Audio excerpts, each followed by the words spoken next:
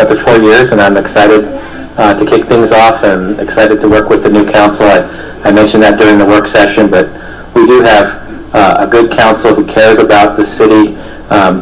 These folks are passionate, and there's experience here. There really is. And I, working with Bob Schilling, he brings things back that because he has some institutional knowledge based on his past experience, and Ray's the same way, and Larry. And so I think it's going to be a good council. I'm excited to work with you guys, and I'm looking forward to 2016.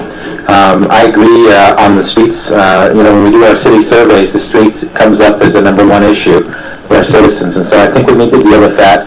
A while back, Earl Wilkerson from Public Works presented a presentation on what some cities in Colorado are doing for a street maintenance utility, and I asked if we could get that back on the agenda. I think we're going to have a briefing on that by Public Works, and it's a long-term way to pay for streets projects, to keep that revenue flowing in that's purely dedicated towards streets projects. And so I'd like us to at least look at it again and hear it, and if it makes sense, it makes sense. If not, it doesn't. But it had some merit when I heard it last. It's just we were focused on the budget and other issues, and I'd like to talk about that.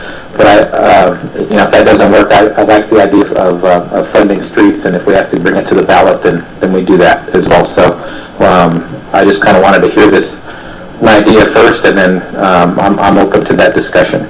And then police, absolutely, we've got to keep focusing on making sure we're fully staffed, we're keeping up with attrition, and we're meeting our objectives to stay on target for hiring for officers, and making sure that we are focusing in on gang activity and how we can deal with drugs. I spoke with somebody from the DEA.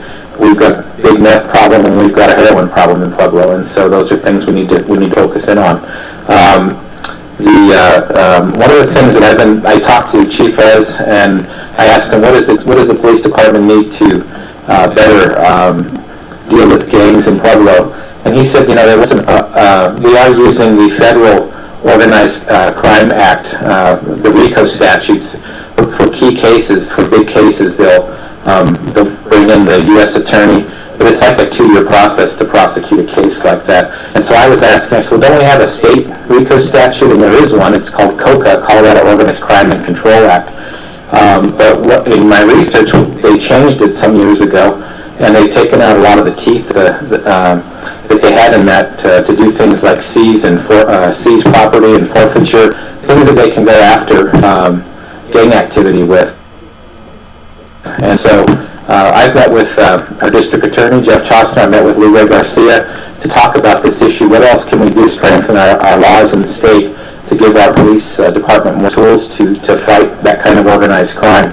And Senator Garcia is looking at that. We've been discussing how we can enhance the laws of Colorado to assist the whole state, and what our interest here is Pueblo. So that's something that we're still in the planning phase and talking about as they're introducing new laws, bills up at the state capitol. And I'm hoping something will come of that, and in addition to the other items I've mentioned. So with that, I just thank you for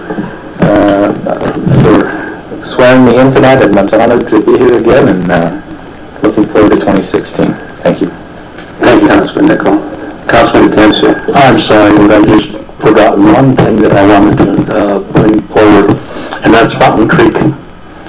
We have to come together as a council and stand united in doing what we have to do for Fountain Creek.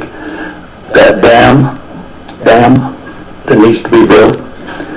I'm sorry, but I would like anybody in College Springs, Pueblo, or anyplace else to show me the number of detention ponds and the size of the detention ponds that's going to hold back the water that came down that Fountain Creek last spring and summer. We have no chance of developing that waterway like every other city in the country is doing.